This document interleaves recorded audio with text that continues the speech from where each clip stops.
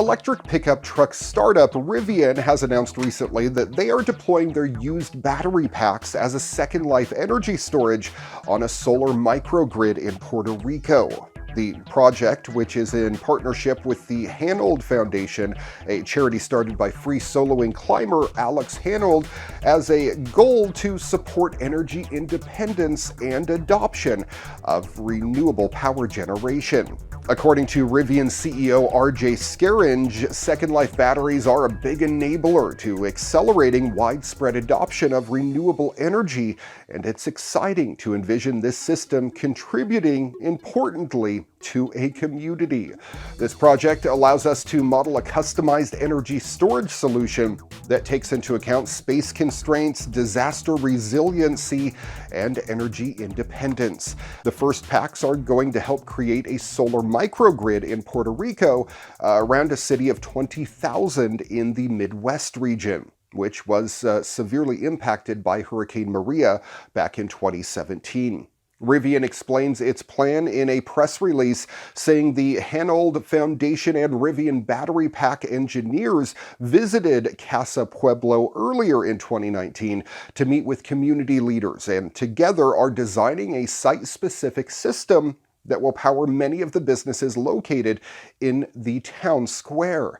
In power loss scenarios, the downtown solar microgrid will allow the residents to access electricity for core businesses.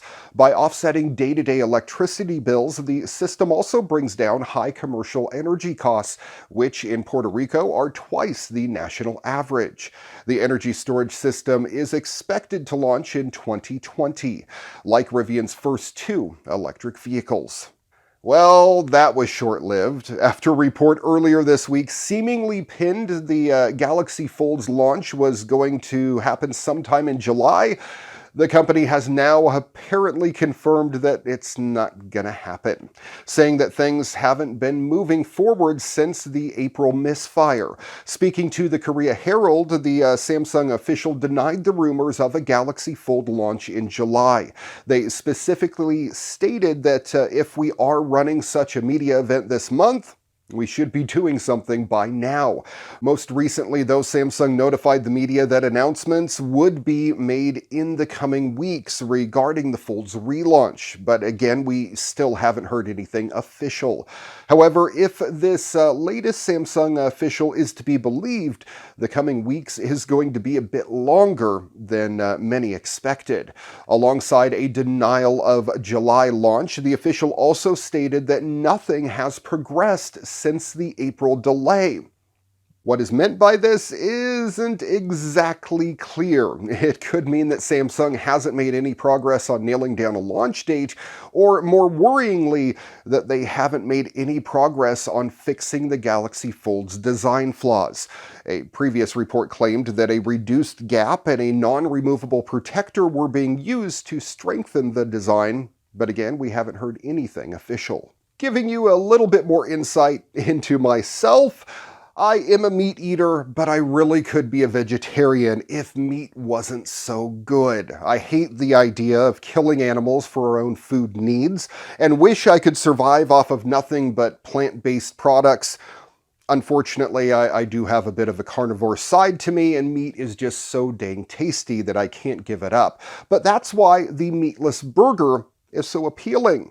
Burger King is now joining in on the club, bringing a meatless yet tasty burger to all of its restaurants gradually, now making a stop at San Francisco. Starting now, the Impossible Burger in the form of an Impossible Whopper is available at the 111 Burger King restaurants, both in the city and the wider Bay Area.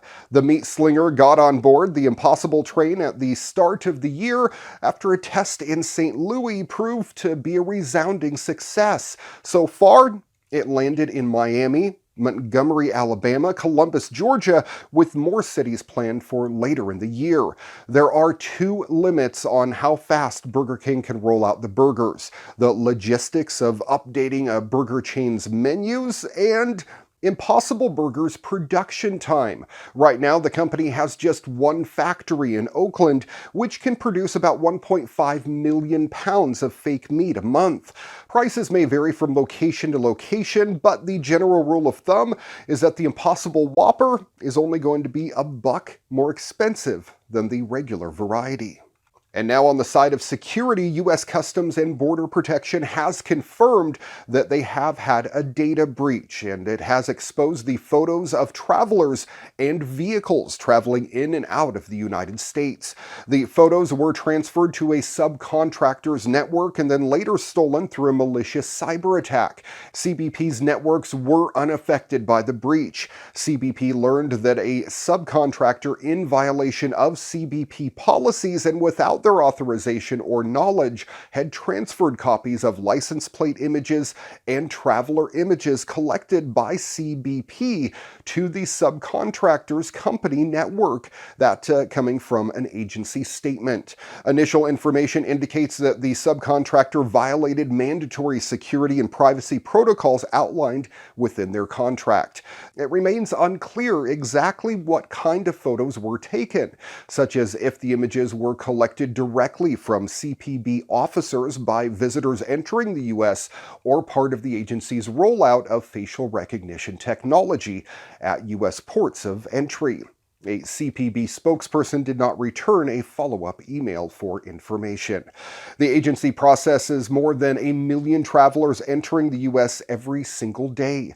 CPB said it had notified members of Congress and is closely monitoring related work by the subcontractor.